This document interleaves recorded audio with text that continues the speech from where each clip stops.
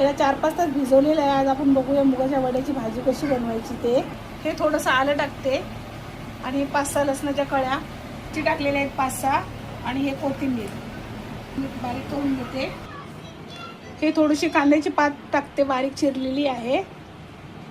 मसाले टाकते, काही हळद, मीठ टाकते चवीनुसार आणि हे भाजलेलं जिऱ्याचं पावडर आहे. बस हे सगळं असं मिक्स करून घ्यायचं केलेलं आहे. आता मी याला वाफवून घेणार आहे. असे चाळणीमध्ये ठेवून द्यायचे. याला आमच्याकडे सांडगे बोलतात.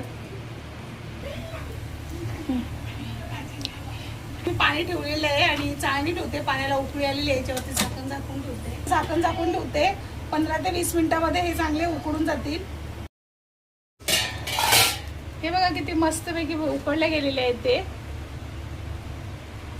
मस्त झालेले आहे. त्याच्यासाठी ना मी तेल टाकलेलं आहे. पुरण टाकते तेलामध्ये. कांदा टाकते, थोडंसं मिक्सरमधून चिरून घेतलेलं आहे. मीठ टाकते चवीनुसार. टोमॅटो टाकलेला आहे. टोमॅटो, हळद, धनिया पावडर, थोडंसं जिरा पावडर, तिखट, कांद्याची पात टाकलेली आहे मी याच्यामध्ये. आता मी झाकून ठेवणार आहे.